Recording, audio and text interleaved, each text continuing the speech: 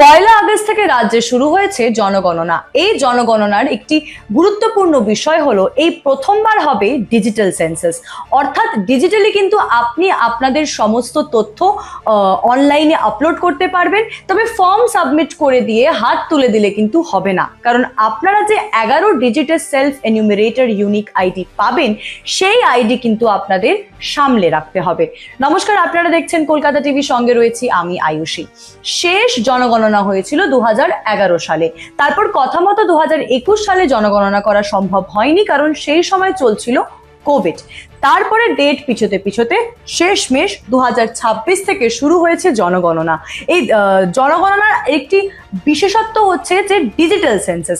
এইবার প্রথমবারের মতো ডিজিটালি কিন্তু সমস্ত তথ্য আপনি আপলোড করতে পারবেন, এবং সেই তথ্যের পরে সেই তথ্য যাচাই করতে বাড়ি বাড়ি কর্মীরা যাবেন। তারপরে আপনারা যখন ফাইনাল ফর্ম সাবমিট করবেন, আপনাদের একটি 11 নম্বরের ইউনিক সেলফ এনিউমারেশন আইডি দেওয়া হবে, যেটা আপনাকে সামলে রাখতে হবে। এই আইডির ব্যাপারে তো কথা বলবোই, কিন্তু তার আগে জানিয়ে রাখি যে আপনারা ফর্ম ফিল আপ করবেন কিভাবে এবং কোথায়। সেলফ এনিউমারেশন ফর্ম ফিল আপের জন্য জনগণনা সম্পর্কিত যে পোর্টাল রয়েছে, সেই পোর্টালে আপনাদের যেতে হবে, এবং যত তথ্য, যাবতীয় যত তথ্য রয়েছে সেখানেই কিন্তু আপনাদের সেই তথ্যগুলি আপলোড করতে হবে। পোর্টালে লগ ইন করার পর আপনারা দেখতে পারবেন যে আপনারা কোন কেন্দ্র, কোন রাজ্য বা কেন্দ্র শাসিত অঞ্চলে রয়েছেন, সেই অপশন আপনাদের সিলেক্ট করতে হবে। যিনি যে রাজ্যের বাসিন্দা, সেই অপশন সিলেক্ট করার পরে তারপরে আপনাকে দিতে হবে ক্যাপচা ভেরিফিকেশন। এরপর বাড়ির যে কর্তা বা কর্ত্রীর নাম রয়েছে, সেই নাম আপনাকে ফিল আপ করতে হবে। পাশেই থাকবে মোবাইল নাম্বার এবং ইমেল আইডি দেওয়ার জায়গা।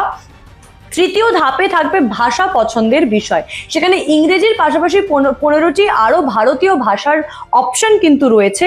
সেটা ক্লিক করার পরে আপনারা যে রেজিস্টার্ড মোবাইল নাম্বার রয়েছে, সেখানে একটি ওটিপি যাবে। চতুর্থ ধাপে আপনাকে দিতে হবে জেলা, পিন নাম্বার, গ্রাম বা শহরের এলাকার নাম। এই ধাপ সম্পূর্ণ হলেই কিন্তু একটা ছোট লোকেশন ম্যাপ বা মানচিত্র দেখা যাবে, যেখানে আপনার নিজের বাড়ির অবস্থান বা লোকেশন আপনাকে সিলেক্ট করতে হবে। ষষ্ঠ ধাপে হাউস লিস্টিং এর তথ্য যাচাই করা হবে, এবং সেই তথ্য যাচাই করার পরে প্রিভিউ স্ক্রিন বলে একটি স্ক্রিন আসবে, যেখানে সব তথ্য ঠিকঠাক দিয়েছেন কিনা সেটা কিন্তু আপনাকে একবার দেখে মিলিয়ে নিতে হবে। শেষ ধাপ হলো ফাইনাল সাবমিট, এবং এই ফাইনাল সাবমিশনের পরেই কিন্তু আপনারা একটি 11 নম্বরের ইউনিক সেলফ এনিউমারেশন আইডি পেয়ে যাবেন।